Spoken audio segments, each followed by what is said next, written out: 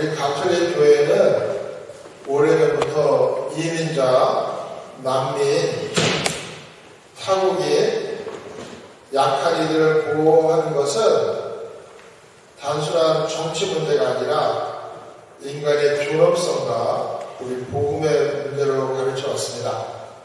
물론 국가에는 국경과 법을 관리할 권리와 책임도 있습니다. 당연히 국경이 있어야 되고 법이 있어야 되지만, 그러나 동시에 교회는 인간의 존엄성과 가족의 보호, 약자에 대한 연민과 정의를 인간의 존엄성, 가족의 보호, 약자에 대한 연민과 정의를 결코 포기할 수 없다고 말을 합니다.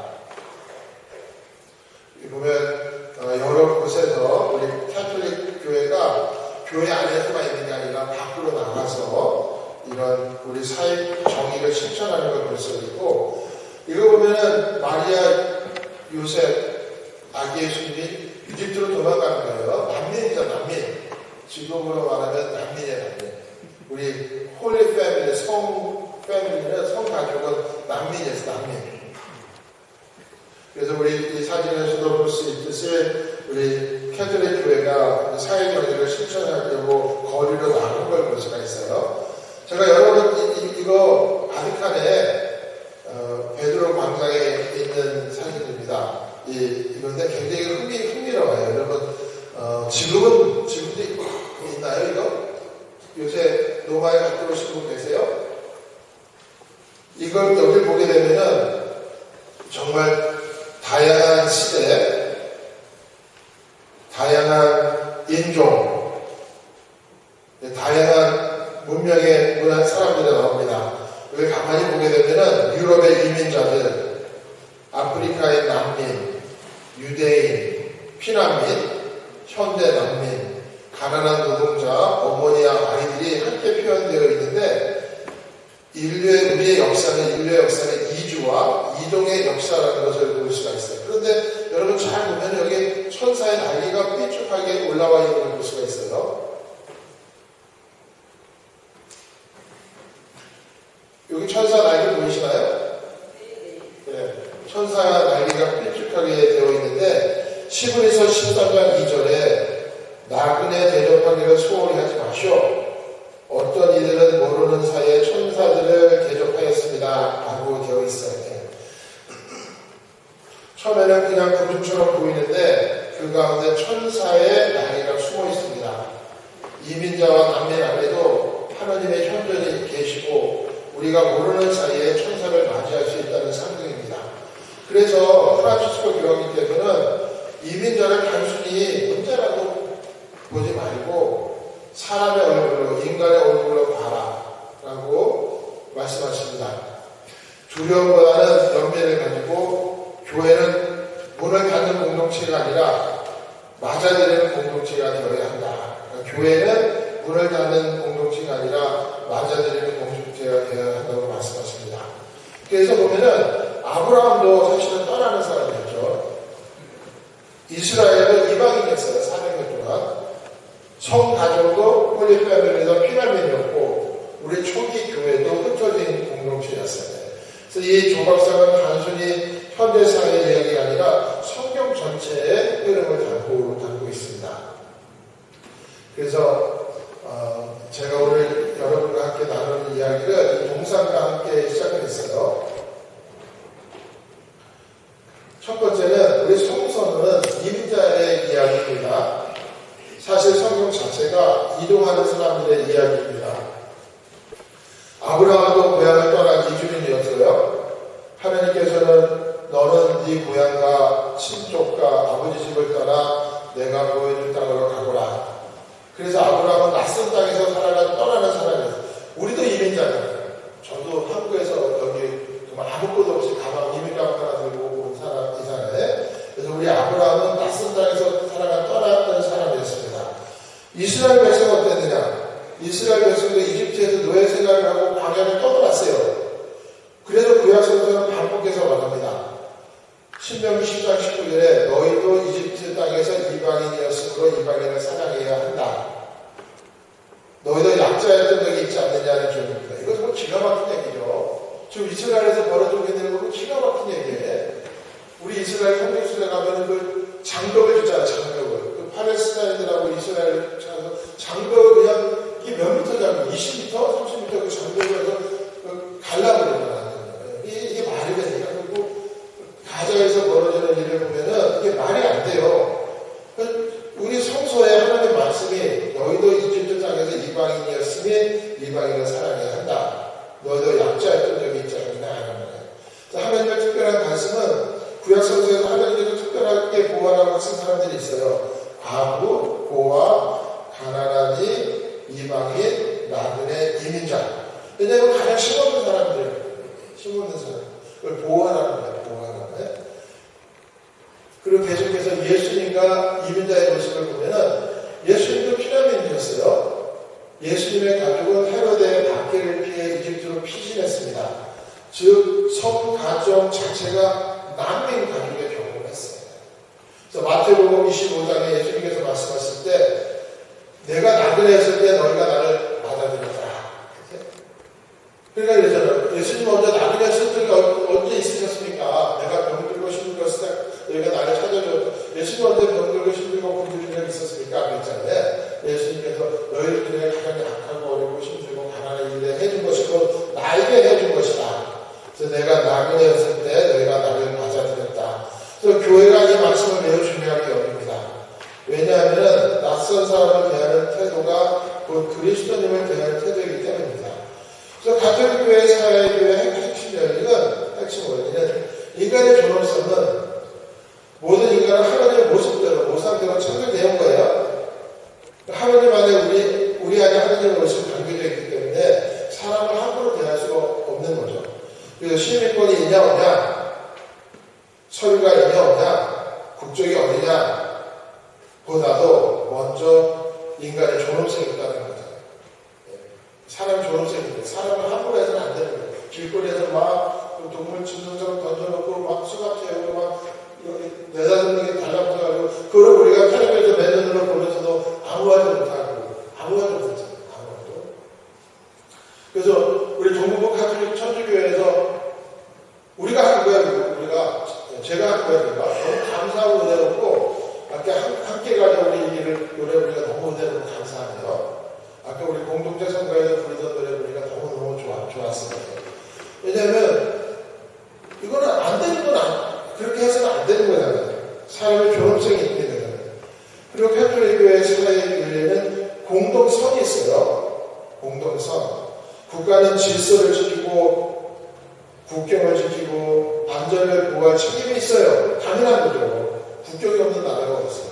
질서가 있어야 되고 우리도 안전이 필요하고 그렇게 교회들이 이것을 인정합니다. 그러나 이 공동선은 약자를 희생하는 방식으로 이루어져서는 안 되는 거예요.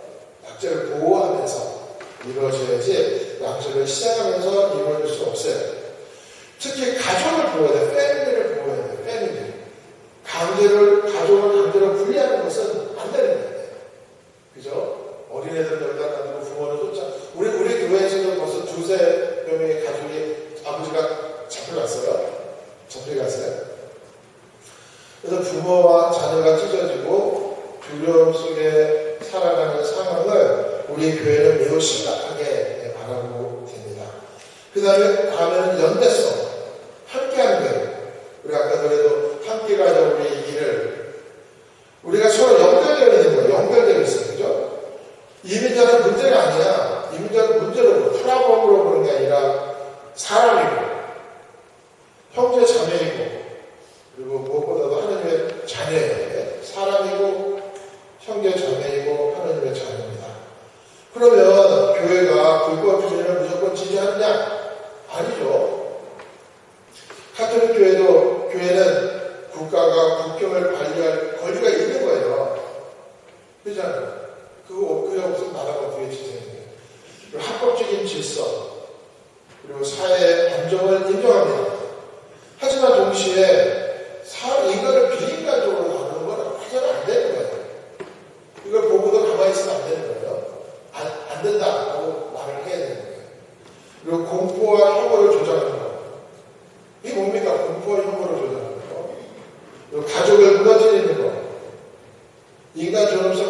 하는 것은 분명히 반대입니다. 안 된다. 그래서 법도 중요하지만 인간의 존엄성은 더 근본적이라는 거예요. 더 중요해요.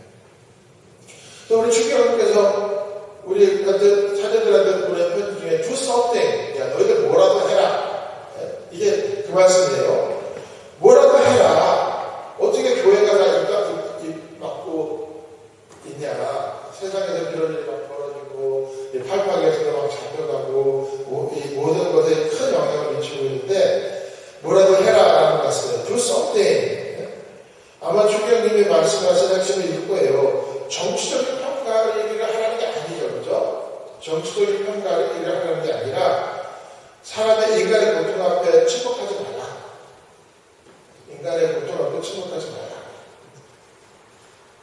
그리고 교회는 정당의 도구, 어느 당의 도구가 아니라 인간의 존엄성을 증언하는 공동체가 합니다. 너무너무 맞는 말씀이에요.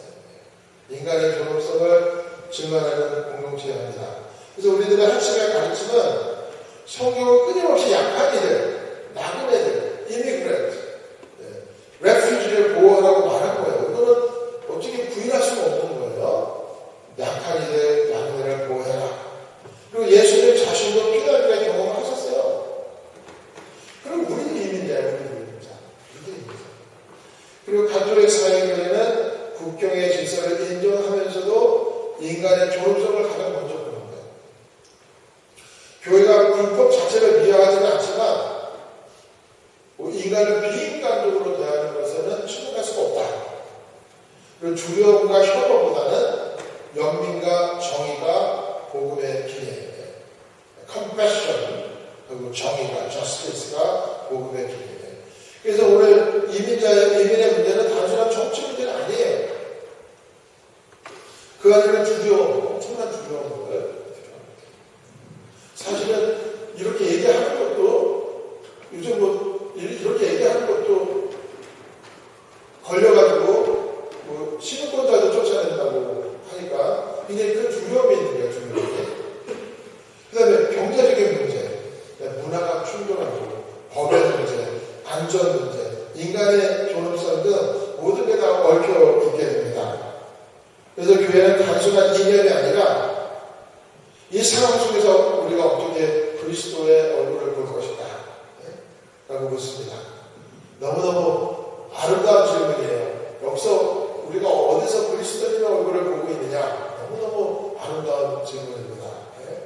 우리가 그리스도님의 얼굴을 가난한 현대 속에 우리가 그리스도님의 얼굴을 보고 있느냐. 얼마나 아름다운 질문입니다. 그리고 복음을 우리에게 말합니다. 나는 나그네였을 때 너희가 나를 받아들였다. 그죠? 내가 굶주리고 가난하고 아프고 감옥에 갇혔을 때 나를 받아들였다. 라고 말씀하세요. 그래서 다음에 사진을 보면 우리 가톨릭 천주교회 연대 사회 정의를 위한 연대입니다. 그래서 다음에는 keep family together. 이거 우리가 해야 될 말이죠. 누가 맡고 어느 정당이고가 아니라 family를 together 하고 제 얘기를 여기서 마치면서 제 말씀은 너무 뻔해가지고 이렇게 추가로 얘기할 건 없어요. 우리가 해야 될 일이에요. 우리가 해야 될 일이에요. 가난한 사람들을 보호하고 약자를 지키는 건 우리가 해야 할 일이에요. 손을 댈 수가 없어요. 예수님의 말씀. 오늘 성서 말씀을 드렸는데 어떻게 안 할 수가 없는 일이에요. 안 할 수가 없는데. 그래서 오늘 do something이라는 제목으로 이렇게 여러분과 함께 나누고 함께 해주셔서 굉장히 감사하게 생각을 합니다. 저는 간단하게 우리 천주교의 사회교회에 대해서 여러분과 나눴고 이제 우리 정말 민거운동을 하시는 우리 김갑선 형제님께서 나오셔서 이어서 말씀을 해주시겠습니다. 네.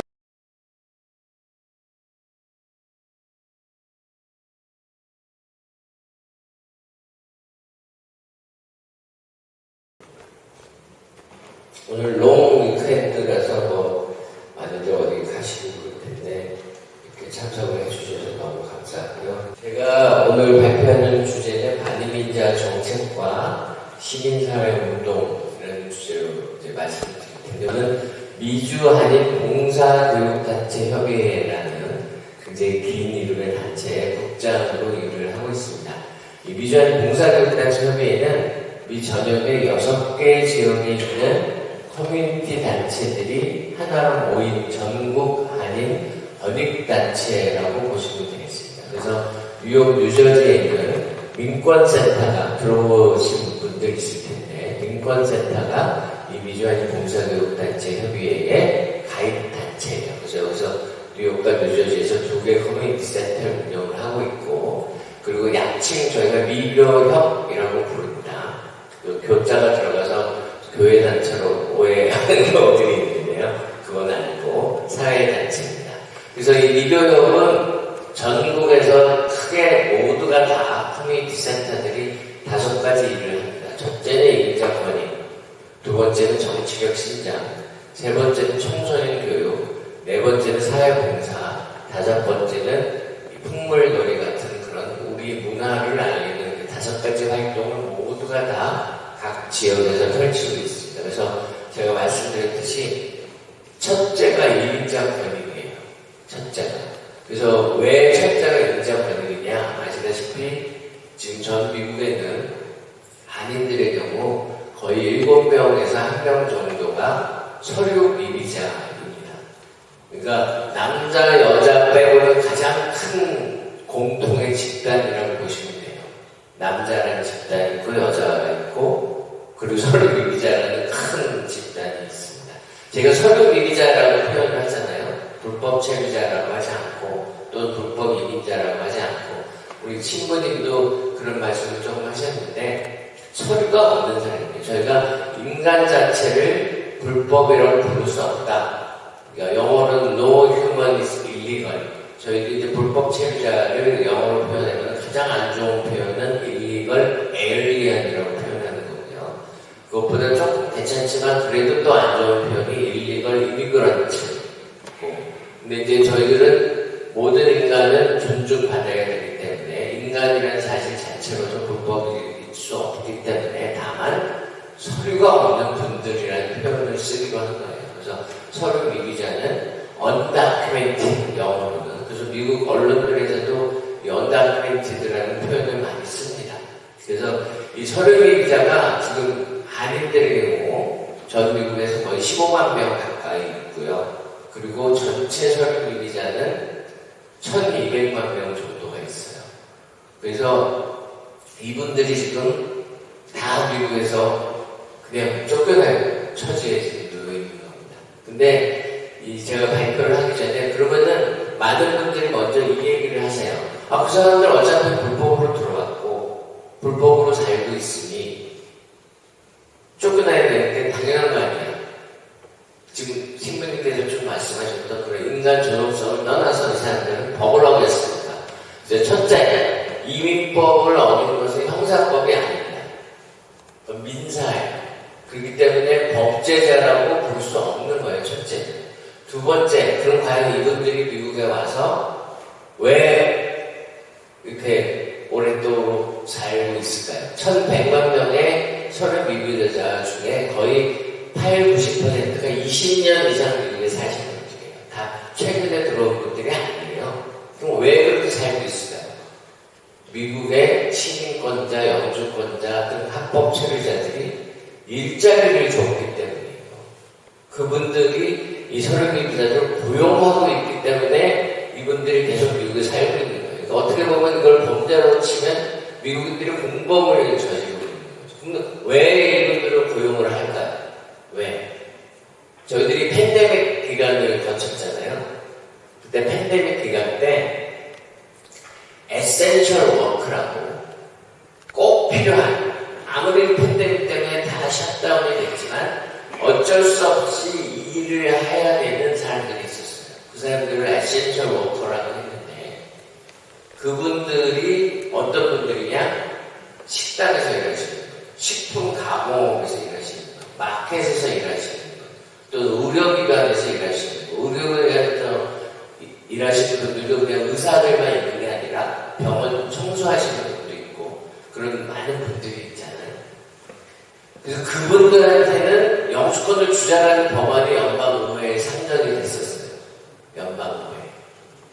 근데 그럼 그 숫자는 어떻게 되냐라고 계산을 해봤더니 1200만 서류 미비자 중에서 800만 명이 에센셜 워크에서 일을 하고 있었어요. 그건 무슨 뜻이냐? 이미 이분들은 미국의 아주 경제 주춧돌이 되어 있는 분들이에요. 그리고 이분들은 미국인들이 고용하고 있는 거예요. 그런데 합법신고를 안 주는 거예요. 그러니까 어떻게 보면은 굉장히 억울한 상황에 처해 있는 거죠. 미국이 자신들의 노동력을 쓰면서도 합법신고는 안 주고 그러면서 끊임없이 추방하겠다고 위협하는 상황인 거예요. 근데 이게 상식적으로 생각을 할 때에도 이 서류 미비자들의 현실이라는 거는 이 사람들이 불법을 저질렀으니까 무조건 쫓겨나야 된다. 그게 아닌 거죠. 그래서 지금 그런 생각을 바탕으로 해서 저희들이 1인자 권유운동을 해오고 있는데요. 지금 트럼프 이제 2기 정부가 들어섰는데 저희는 오늘 트럼프 정부를 반대한다든지 이런 전혀 그런 뜻이 아니고 그냥 우리가 처한 현실을 이제 말씀을 드리는 건데요. 지난 1년 동안, 1년 지금 한 반 정도 지났죠. 새 정부가 들어섰니 지금 300만 명이 서류 미비자가 미국에서 사실상 쫓겨났습니다. 300만 명이라는 숫자는 제일 많은 분들이 그걸 느끼지 못하시는데 왜냐하면은 많은 분들이 네이스패닉들이고 물론 한인분들도 많이 쫓겨났지만 그 규모가 저희가 이제 느낄 정도는 아니었던 건데 이민자 커뮤니티 전체로 봤을 때 이 300만 명이라는 숫자는 엄청난 숫자입니다. 그러니까 국토안보부에서 발표를 한 건데요. 250만에서 300만 명이 미국을 떠났다고 발표를 했어요. 그리고 이 중에는 한 190만에서 220만 명 정도가 그냥 자진해서 나간 거예요. 더 이상 미국에서 무서워서 못 살겠다. 근데 한 가지 재미있는 거는 이렇게 자진해서 떠나는 분들을 인터뷰를 해보면 99%가 다시 돌아올 생각을 하고 있어요. 왜냐? 20년 이상 미국에서 자기들 터전을 잡았기 때문에 완전히 떠나는 게 그게 자기들한테도 이 현실감이 없는 거예요. 그래서 지금 너무 위험하니까 좀 떠났다가 다시 돌아올 생각들을 하고 계세요. 그 다음에 67만에서 한 71만 명 정도가 붙잡혀서 추방이 됐습니다. 정부에서는 이 사람들이 범죄자라는 주장을 많이 하는데요. 그러니까 형사 범죄자, 살인을 저질렀거나 강도짓을 했거나 아닙니다. 거의 그런 실제 전과가 있는 분들은 30%도 안 되고요. 나머지는 그냥 단순 서류 미비자들이에요. 단순 서류 미비자. 그게 과거의 미국 정부와 현 정부가 다른 점이에요. 과거에는 범죄가 있는 사람들도 옛날 오바마 대통령 때나 바이든 대통령 때도 꾸준히 매년 수십만 명씩 추방을 시켜왔어요. 시끄럽지 않게 조용히. 근데 지금은 왜 시끄러워지냐? 그냥 범죄 경력이 있는 사람뿐 아니라 단순한 서류 미비자들까지도 똑같이 범죄자들처럼 취급을 하면서 잡아서 추방시키기 때문에 이제 지금 문제가 되는 거죠. 그럼 과연 이런 정부의 발표가 숫자가 맞는 거냐라는 거에 대한 의문이 좀 생길 수 있는데 약간 좀 이 정부에서 뻥을 친다고 생각하는 분들이 있어요. 그런데 조금 부풀려지긴 한 것 같아요, 실제로. 근데 실제로 그 연구기관에서 따져보니까 지금 한 60년 만에 처음으로 이 작년 기준으로 미국에서 외국인 출생자 수가 60년 만에 처음으로 줄었어요. 그러니까 이거는 통계를 통해서 밝혀진 거기 때문에 그냥 팩트인 거죠. 그래서 약 140만 명 정도가 실제로 줄어들었다는 거죠. 근데 140만 명이 줄어들었다는 것은 플러스 마이너스예요. 왜냐하면 지금도 미국으로 이민 오는 분들도 있잖아요. 그럼 그분들은 플러스가 되고 나가는 분은 마이너스니까 플러스 마이너스로 140만 명이 없어집니다. 그러니까 얼추 정부가 발표하는 거랑 또 비슷한 수치가 나오는 겁니다. 근데 이 숫자를 저희가 좀 피부로 느껴야 되는데 이 300만 명이 없어졌다고 하면은 지금 필라델피아, 미국의 대도시 중에 하나죠. 필라델피아 인구가 160만 명이에요. 그리고 한국으로 따지면 대전이나 광주가 140여만 명이에요. 그런 도시 두 개가 없어진 거예요. 도시 두 개가. 그리고 더 좀 비교가 될지 모르겠지만 충격적인 건 한국 전쟁 당시에 목숨을 잃어서 없어진 분들이 300만 명. 그럼 한국 전쟁 때 없어진 분들만큼 지금 미국에서 사람들이 없어지고 있는 거예요. 그럼 과연 이게 한인사회 같은 이민자 커뮤니티에 어떤 영향을 미칠까요? 지금은 벌써 이제 그 스몰 비즈니스를 하는 이제 한인 업체분들이 일할 사람이 없어서 또 히스패닉들이 일을 하러 안 나와서 막 가게문을 닫는 일들이 벌어지고 있잖아요. 나중에는 만약에 1,100명이 다 쫓겨나면 나중에는 한인 가게들이 고객이 없을 겁니다. 고객이 없고 이민자 커뮤니티 경제가 완전히 망가질 거예요.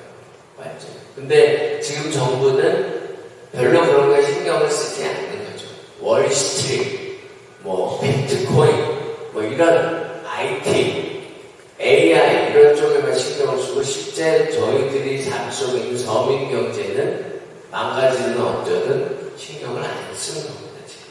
그래서 이게 그래서 이 경제적 파급 효과가 무시무시한 거고요. 두 번째는 기본적으로 지금 이 정부는 이민을 싫어해요. 기본적으로 그 모든 정책이 이미 시행이 되고 있는데 오늘도 제가 뉴스에서 봤는데 이제 미국 내에서 영주권 신청도 못 하겠다고 지금 신문에 나왔거든요. 그러니까 뭐냐면은 유학생이 와서 여기서 누구를 만나서 결혼을 해서 영주권 신청을 해요. 누구 취업을 해서 영주권 신청을 해요. 그럼 그런 경우 옛날에는 지금은 미국 내에서 신청을 하잖아요. 그러면 시간도 훨씬 짧고 빨리 영주권을 받을 수 있는데 그거 못하게 하겠다는 거예요. 한국에 무조건 가라는 거예요. 그럼 한국에 가면 대사관에는 적체가 있어요. 신청 적체가. 그러면 굉장히 오래 가고 반년, 1년 보통 저도 이제 한국에서 제 와이프를 초청해봐서 왔는데 1년 반 걸렸어요. 지능권자 배우자인데 그렇게 오래 걸리는 거예요. 지금 그런 정책들이 수도 없이 많이 매일매일 나오고 있습니다. 지금 미국의 입국을 금지시킨 나라가 벌써 39개예요. 그 중에서 19개국은 아예 못 들어오게 하고, 그 다음에 17개국은 부분적으로 제한하고, 물론 한국은 여기 포함이 안 돼 있지만, 그 다음에 이제 국토안보 분야 이민단속국 관리들이 이런 말을 그냥 공공연하게 해요. 모든 제3세계 국가로부터 이주를 영구히 중단시키겠다. 제3세계라는 거는 이른바 조금 못 사는 나라들이죠. 그 다음에 국토안보부 장관이라는 사람이 전 장관이죠. 경질됐는데 나는 우리나라의 살인자, 기생충, 복지정책, 중독자가 넘치도록한 모든 형편없는 국가를 대상으로 전면적인 입국 금지를 권유합니다. 이게 한 나라의 관리가 다른 나라들에 대해서 이렇게 할 수 있는 얘기인지 정말 이해를 할 수가 없어요. 그리고 판사들을 마구 자르고 있어요. 지금. 왜 자르냐? 궁금해지죠. 왜 판사를 자르냐? 판사별로 이민 심사를 해서 영주권을 잘 주는 판사는 다 자르는 거예요. 영주권을 안 주는 판사들만 안 해요. 그게 판사 재량이라는 게 있으니까. 그래서 김동석 변호사라고 한인 변호사님 한 분도 이민 법원 한철로 뉴욕에서 있으시다가 해고됐어요. 지난해 해고. 그분이 이제 그 통계를 보니까 정말 잘 주시긴 했더라고요. 거의 한 90%다 줬어요. 소송에 걸린 것들. 근데 본인도 이민자고 하니까 딱한 처지를 다 이해를 하니까 그랬겠죠. 그래서 지금은 이민 정체가 엄청나게 있어요. 그냥 서류 이민자들만 잡혀가는 게 아니라 미국에 오려는 사람들도 지금 너무너무 오래 기다려야 되고 또 조금이라도 문제가 생기면 법원에 가는데 이게 진행이 안 되는 거예요. 이민 판사가 오잖아요. 그래서 한국인들도 지금 많이 추방이 되고 있습니다. 최근 5년 동안 미국에서 추방된 한국인이 367명이 있어요. 연평균 한 73명 정도죠. 그런데 지난해, 올해가 아니라 지난해입니다. 지난해 한국 추방 건수가 180명을 넘었어요. 그러니까 2배 이상 늘어난 거죠. 아이들도. 대표적으로 저희 단체에서 이제 도움을 드리려고 했던 두 케이스가 있는데, 한 분은 저스틴 정씨라고 캘리포니아주의 사진인데, 청소년 때 범죄를 저질렀어요. 좀 강력 범죄를 저질러서 14년 동안 감옥도 실형도 살고 나왔는데, 미국에서 결혼도 하고 갓난아이도 있는데 결국 지난해에 추방이 됐습니다. 그 다음에 또 어이가 없는 게 이 퍼플 하트 훈장이라고 미군으로 참전을 해서 척추에 총을 맞아가지고 거의 이 불구자가 될 뻔하다가 겨우겨우 살아나는 분이에요. 근데 이분도 이게 군대 갔다 오고 전쟁 갔다 오신 분들이 이 후유증이 심하잖아요. 그래가지고 그 분들이 베테랑인 분들이 마약을 손을 대는 경우가 많아요. 특히나 이제 신체적으로 아픈 그런 상황에 빠지고 이런 분들이. 그러면 마약에 손을 댔다는 이유로 이 박세준 씨가 결국에는 추방령을 받아서 다시 출국을 했어요. 이분 어릴 때 와서 한국말도 할 줄 몰라요. 그런데 한국으로 지금 추방된 상태예요. 그러니까 이런 한국인들의 안타까운 지금 추방 사례들도 계속해서 늘고 있어요. 그리고 추방뿐 아니라 이 유색인종 탄압도 계속 확산이 되고 있습니다. 여기 대표적으로 여러분 다 아시는 조지아주에서 한인 건설현장 노동자들이 330여 명을 비롯해서 한 475명이 한꺼번에 체포된 사건 모두 아시잖아요. 전부 다 쇠사슬에 채워가지고 결국에는 미국 정부에서 이 부분에 대해서 사과를 했죠. 그리고 그 공장을 다시 짓기 위해서 사람들도 오고 있는데, 이게 이런 일이 과연 백인 노동자들한테 일어날까요? 여러분들 한 가지 재미있는 사실 중에 하나는 맨하탄을 가시잖아요. 이탈리안 레스토랑들 있잖아요. 거기 일하는 웨이터들이 절대 다수가 소유입자입니다. 절대 다수가. 계절별로 와요. 이탈리아에서. 와서 그냥 아무 소리가 없이 일하고 돈 벌고 갔다가 또 오고 갔다가 또 와요. 그런데 이분들은 아무 걱정 안 해요. 이탈리안 레스토랑은 치지 않거든요. 오직 아시아, 히스패닉들이 많이 있는 곳만 치고, 그게 대표적으로 이제 조지아 공장 같이 그런 곳을 치는 거예요. 그 다음에 전문직 취업비자, 수수료를 100배를 이상을 해도 10만 불로 올렸어요. 이건 웬만한 중소기업들은 전문직 취업비자 해서 직원들 구하지 말라는 거죠. 왜 그럼 이거 이렇게 하냐? 전문직 취업비자 많은 분들은 바로 회사에서 스폰서를 해주면 영주권 신청을 할 수 있거든요. 영주권 안 주겠다는 거죠. 그거 외에도 난민이나 신분 조정 신청자들한테 어떤 자동 체류기간 연장 그런 권한 같은 것도 다 없애고. 그냥 지금 연방 대법원의 계류 중인데, 미국에서 태어난 아이들도 부모가 서류 비비자면 영주권을, 시민권을 안 주겠다. 미국은 속지주의 나라잖아요. 그래서 미국에서 태어났으면 부모가 누구건 간에 시민권을 주는 게 미국의 원칙이죠. 왜냐? 미국이 애초에 이민자의 나라였으니까. 여기 백인들도 처음에 다 이민자잖아요. 미국 원주민 빼놓고. 근데 그거를 이제 없애겠다는 거예요. 없애고 완전 서류 비자가 미국에서 태어나면, 자녀가 태어나면 시민권 안 주겠다. 그러니까 그러면 어떻게 되는지 아세요? 이 아이들은 태어나면서부터 서류 비자예요. 태어나면서부터.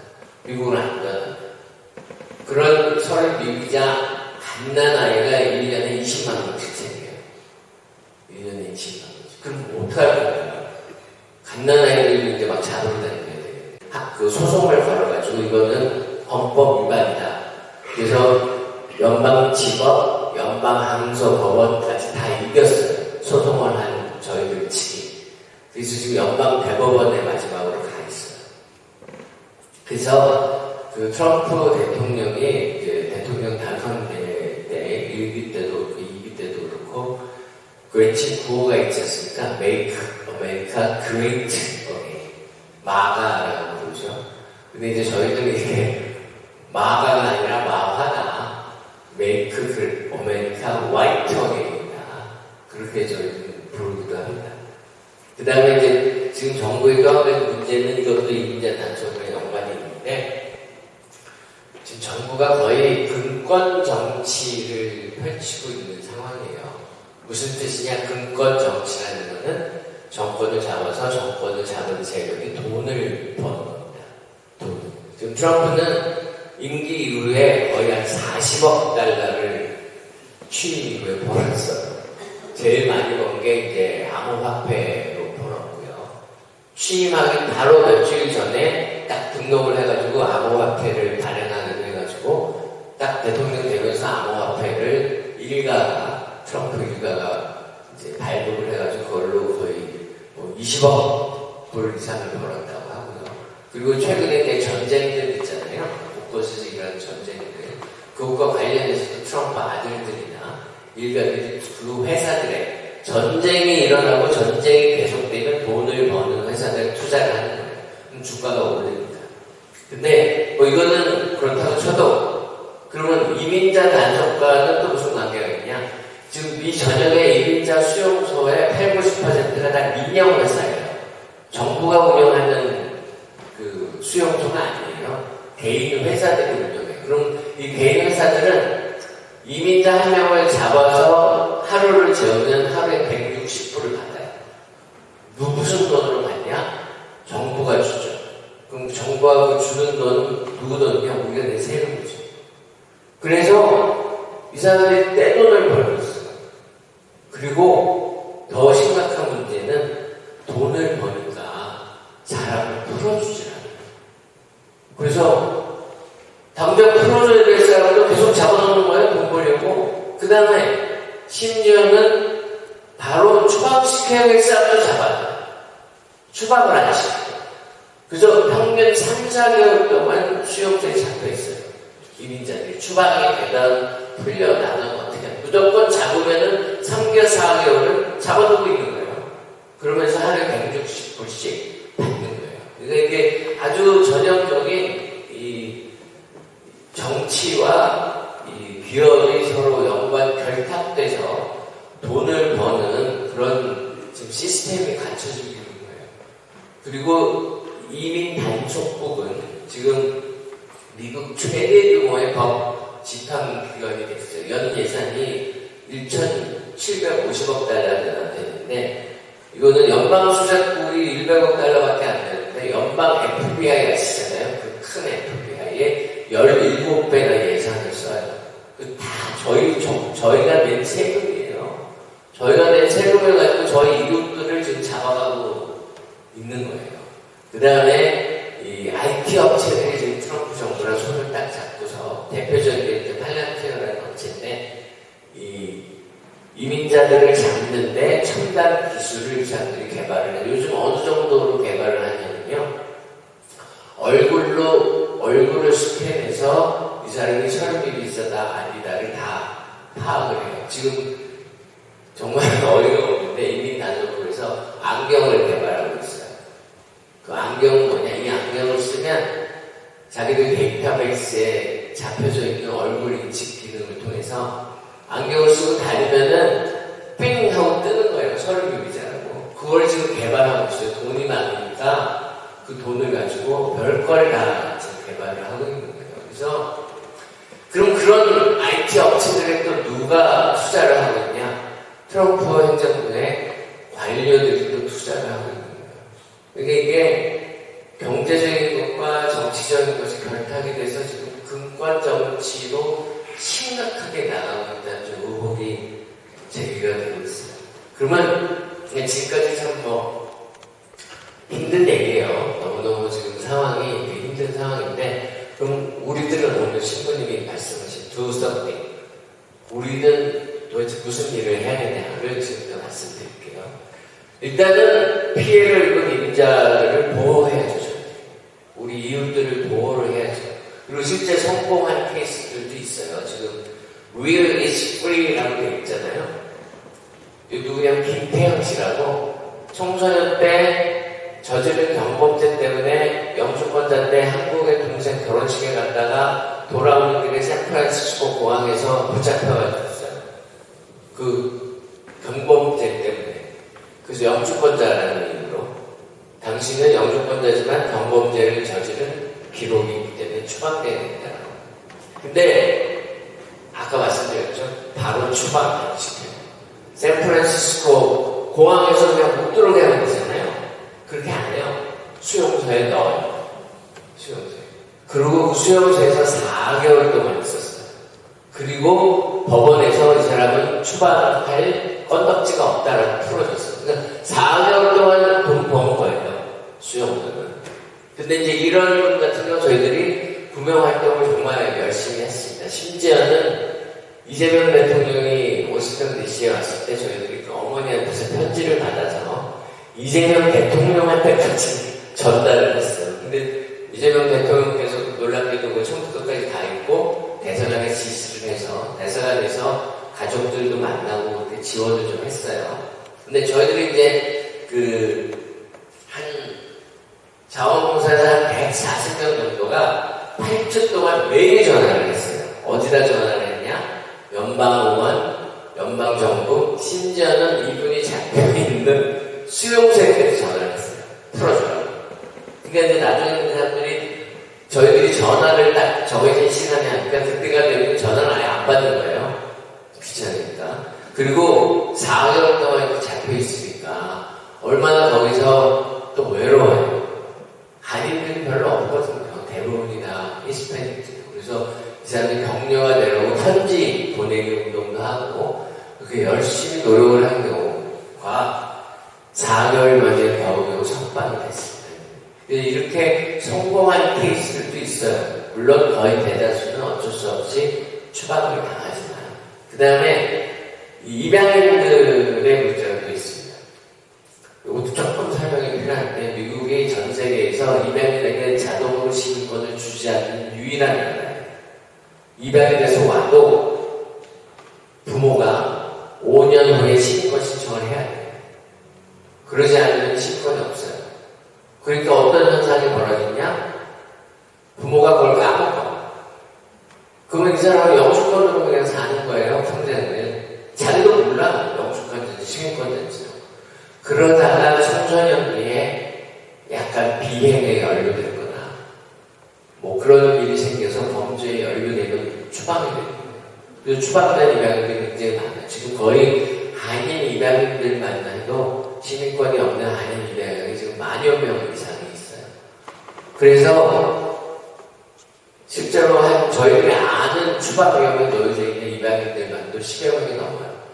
그럼 이분들은 어떻게 저희들이 도울 수 있냐? 그 과거의 경미한 범죄 기록에 대해서 주정부가 사면을 해주는 거예요. 그 범죄를 없던 걸로 사면을 해요. 그래서 저희들이 열심히 해서 캘리포니아 주에서 주지사가 사면을 해서 한 분을 살렸어요.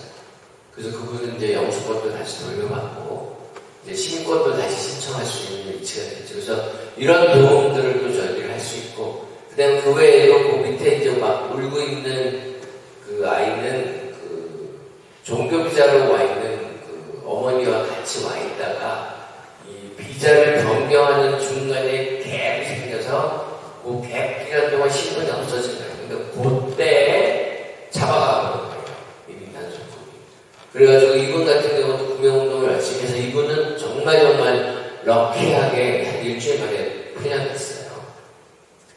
그래서 그런 학생도 있었고 또 정윤서라고 콜롬비아의 학생들 영주권자인데 팔레스타인 지지 시위에 참여를 했다가 그게 또 어떻게 걸려가지고 지금 미국 현 정부는 팔레스타인 지지하는 사람들은 전부 다 반유대주의자로 취급을 해요. 그래서 뭐 심지어는 입국 거부 이유도 돼요. 팔레스타인 지지하는 게. 그래서 그 친구도 빨리 시민단체들이 그 도움을 주기 시작해서 결국에는 이제 추방을 변하게 됐고 이런 성공 사례들이 있습니다. 그래서 그런 이민자 커뮤니티를 우리가 자신이 보호하는 그리고 이민자 권리와 긴급 대응 워크숍 같은 것도 열어서 자신들 보호할 수 있게. 그 다음에 또 하나는 불매운동입니다. 시간이 좀 많이 지난 것 같아서 제가 좀 빨리빨리 진행을 할게요. 그래서 지금 트럼프 정부에 대해서 맨날 이렇게 비판을 하던 톡쇼 호스트를 그냥 잘라버렸어요. ABC에서. ABC가 누가 소유하고 있냐면 디즈니가 소유하고 있죠. 그러니까 구독자들이 디즈니 플러스라는 서브스크립션 서비스의 구독자들이 일주일 만에 170만 명이 불매운동을 하면서 탈퇴를 해버렸어요. 그 50억 달러 손실을 입었어요. 디즈니 플러스가. 기업이잖아요. 자본주의자 하잖아요. 당장 다시 쇼를 부활시켜줬어요. 자기들의 돈을 인정합니다. 그래서 이것도 저희들이 대응 활동을 할 수 있는 좋은 방법입니다. 또 한 가지, IC 요원들이 힐튼 호텔이랑 계약을 해가지고 미네소타 주에 IC 요원들이 가서 묵었어요. 그러니까 힐튼 호텔 불매운동을 했어요. 그러니까 힐튼 호텔이 어떻게 했냐? 아니, 이거 IC 요원들 재워야 되는데 또 이거 불매운동을 하니까 불안하잖아요. 그냥 호텔 문을 닫아버렸어요. 아예 영업을 안 하겠다. 그래서 ICO들도 못 들어가고, 그러니까 이런 성공 사례들이 있기 때문에 불매운동도 굉장히 중요한 방법 중에 하나입니다. 그 다음에 이제 또 정치적 압박과 소송.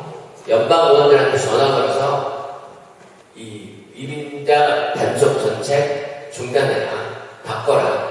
그 다음에 각종 선거에 출마한 후보자들한테 이민자 보호 정책을 펼쳐라. 그리고 어느 무엇보다 중요한 우리 한인들 자신이 시민권자, 유권자의 경우에는 선거에 참여해서 표를 던지는 이런 행위들이 큰 영향을 주고요. 그 다음에 소송을 제기할 수 있습니다. 지금 연방정부 상대로 이미 500여 건의 소송이 제기되어 있고 저희 단체도 그 중에 하나예요. 이제 국세청하고 사회보장국이 국세청은 서류미비자들한테 지금 세금을 받고 있잖아요. 그러니까 거기에 서류미비자들 정보가 있단 말이에요. 그래서 근데 그 정보들을 지금 이민 단속국에서 공유하고 있는 거예요. 그러면은 세금 낸 서류미비자들은 미국에서 어떻게 해서든 합법적으로 살고 싶어서 세금 낸 서류미비자들은 그대로 다 잡혀갈 수 있는 거예요. 그 정보를 가지고. 그래서 그걸 공유하지 말라는 소송을 걸어서 지금 항소법원까지 갔는데 저희들이 이것도 이기고 있어요. 한 500여 건 소송이 제기됐는데 거의 다 그냥 계류 중이고 한 30여 건이 이겼어요. 그래서 이것도 저희들이 대응하는 방법입니다. 근데 마지막으로 가장 효과적이고 가장 크게 대응할 수 있는 것은 시위 참여입니다. 시위와 집회 참여. 이게 결국 뭐냐? 시민들의 의사를 표현하는 행위예요. 그래서 여러분 많이 들으셨겠지만 No King's Day라는 게 있잖아요. 트럼프 대통령이 왕이 아니다 라고 주장하는 시위가 미 전역에서 지금 3번 열렸어요. 지난해 2번, 올해 1번. 처음에 500만 명 모였고 두 번째 700만 명 모였고 올해 열린 시위는 900만 명이 모였어요. 저희들은 이 숫자를 계속 늘려나가는 거예요. 그러면은 정부도 시민들의 이런 의사 표현에 반응을 할 수밖에 없기 때문에 그래서 이게 너무너무 중요한 겁니다. 그 정치학자 에리카 첼로레스라는 분이 있는데 이분이 책을 썼는데 거기에 이런 얘기를 썼어요. 전체 인구의 한 3.5%가 조직적으로 비폭력 행동에 참여하면 중대한 사회적 변화, 정치적 변화를 이룰 수 있다.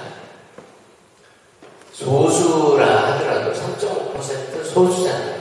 그렇지만 이 사람들이 조직적으로 계속 활동을 할 때에는 세상을 바꾼다는 거죠. 그래서 미국 인구로 따지면 한 1180만 명 정도 돼요. 이 사람들. 그래서 저희들이 노킹스데이 할 때 항상 1200명이 나오자. 아직까지는 900만 명인데 300만 명만 더 나와 1200명을 만들자. 그렇게 하고 있는 겁니다. 결론을 말씀드리겠습니다. 지금 우리가 겪고 있는 것은 단순하게 정부가 정책 변화를 하고 있는 게 아니에요. 그럼 뭐냐? 미국이라는 사회 전체를 구조적으로 지금 바꾸려고 하는 거예요. 뭐 어떻게 바꾸려고 하느냐? 다시 백인의 나라로 만들고 다시 소수계는 가능하면 다 제외시키고 그런 과거로 회귀하려고 하는 거예요. 과거라는 거는 여러분 아시잖아요. 1970년대 전까지는 미국이 인종차별사회였잖아요. 민권법이 평가되기 전까지는 미국 사회가 인종차별사회였어요. 그때로 좀 되돌아가자는 겁니다. 근데 저희들이 지금 그럴 수는 없잖아요. 저희들이 어떻게 미국이 그렇게 되돌아갑니까? 2050년이면 지금 이대로라면 2050년이면 미국에서 흑인, 에이시안, 히스패닉, 미국 원주민, 태평양계 사람들의 인구가 미국 전체 인구의 50%를 넘어가요. 그럼 백인들이 50% 미만이 돼요. 이걸 알죠, 사람들도. 그리고 이걸 막으려는 거예요. 이걸 미국 사회의 구조 자체를 완전히 뒤집으려고 하는 거예요. 과거로 되돌리려고 하는 거죠. 그래서 저희는 그렇게는 못하겠다. 우리는 그럴 수는 없다.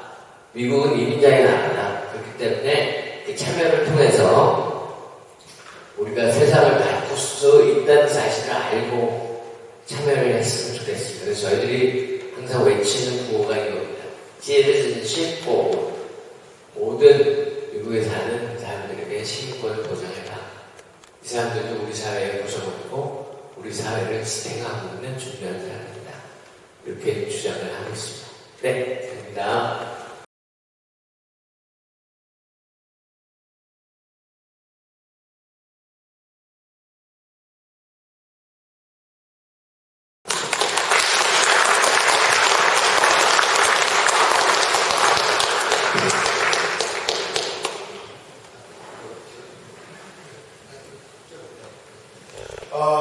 너무 좋으신 말씀을 또 우리가 모르는 얘기들 또 시민운동하면서 많은 그 정보들을 함께 나눠주셔서 정말 감사드리고 이렇게 얘기를 듣고 나서 우리가 어떻게 해야 되나 앞으로 무엇을 어떻게 해야 되나 고민이 생기는데 우리 이렇게 마치기 전에 이렇게 몇 가지 이렇게 질문이나 하고 싶으신 말씀이 계시면 짧게 Q&A를 했습니다.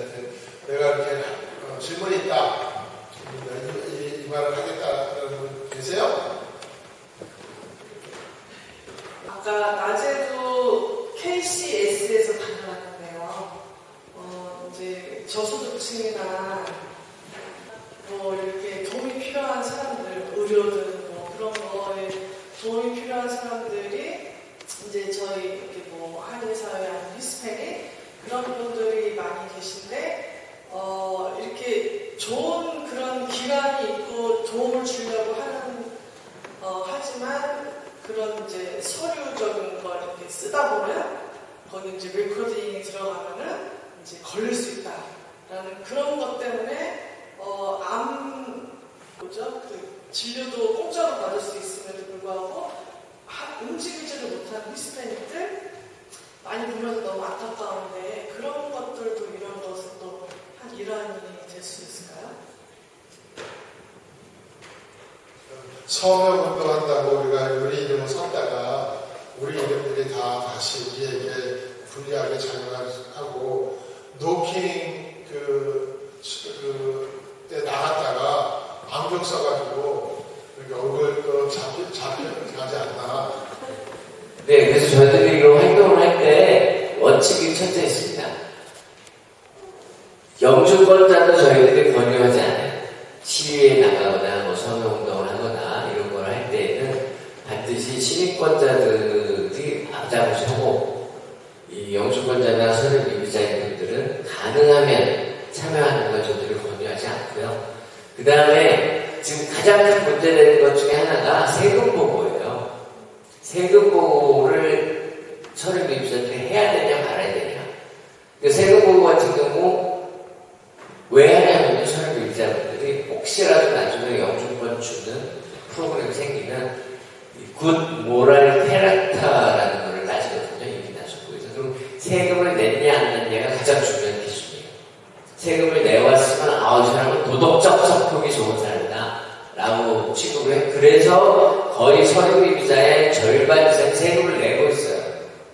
근데 물론 그 그 사람들이 잡혀갈 수도 있는데, 이제 저희들은 어떻게, 물론 본인들의 선택인데, 그래도 세금 보호를 하시는 게 좋다라고 저희들은 권유를 해요. 그리고 그것 때문에 붙잡혀갈 위험이나 이런 것들은 저희들이 보장할 수가 없습니다. 안 붙잡아간다고. 하지만 저희들이 최대한 싸운다. 그래서 저희들이 소송을 걸었거든요. 국세청에 정보를 이민 단속국이 공유하지 말라고 소송을 걸었거든요. 그 다음에 그런 복지 혜택, 의료 혜택, 서류 유비자들도 받을 수 있는 복지 혜택들이 있어요. 이머전시 메디케이라는 게 뉴욕시 같은 경우는 그 MIC 케어라고 서류 유비자들한테 제공하는 복지, 의료 복지 혜택도 있고요. 그런 거는 저희들이 다 이용하시라고 권장합니다. 그리고 그 정보가 이제 공개되지 않도록 이미 뉴욕에서는, 그 뉴저지도 마찬가지예요. 그런 정보가 공개되지 않도록 저희들이 싸워가지고 법이 다 만들어졌어요. 주법이. 그래서 보호를 하려고 하고 있거든요. 그래서 그런 부분들은 저희들이 싸울 테니까 가능하면 그런 혜택을 포기하지 마시라고 이렇게 권장을 하고 있습니다. 네. 또 다음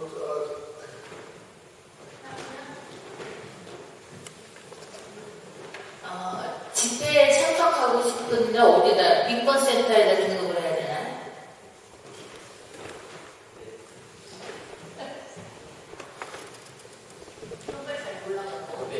제가 명함을 오늘 다 드릴 거거든요. 원하시는 분들. 그러면은 저희한테 연락을 하시면 저희들이 한 1000명이 들어와 있는 카카오톡 그룹톡이 있어요. 인포메이션을 받을 수도 있고, 오늘 여기 우리가 한 발짝을 내디었는데 우리 천주교회의 가르침도 들었고 또 이민자들 보호하기 위한 인권 시도도 우리가 들었고, 그럼 이제부터 어떻게 우리가 해야 되느냐는 우리가 더 기도하고 고민을 해야 될 것 같아요. 그래서 이제 어떻게 할 거냐, so what, do something이었는데 so what, 그래서 어떻게 할 건가 우리가 고민을 해야 될 것 같은데, 그래서 우리 Do something, 너무 감사한 메시지인 것 같습니다. 제가 존경하는 우리 존면 선생님입니다. 근데 믿고 결국 do something 할 때 가장 중요한 것은 우리가 결국은 우리의 소리를 내라는 것으로 저는 또 깊이 오늘 배우고, 이것을 이런 우리 교회나 이런 단체에서 해도 이렇게 주목받지 않고 우리가 이렇게 불이익을 당하지 않고 할 수 있는 것인지, 이제 그런 거에 대한 어떤 안전장치 그런 게 있는지 한번 좀 말씀드리고 싶습니다. 일단 교회나 성당이나 저희 같은 민권센터나 미주하는 봉사교육단체 협의회나 한 가지 공통된 점이 비영리 단체입니다. 그래서 비영리 단체는 정치 활동 못하고 있어요. 하지만 정책 활동을 할 수 있어요. 이게 무슨 말이냐? 나는 아무개 후보는 반대한다. 아무개 정당은 반대한다. 제가 오늘 얘기하면서 어떤 정당을 반대한다든지 어떤 정치인을 반대한다든지 그런 얘기 전혀 안 했잖아요.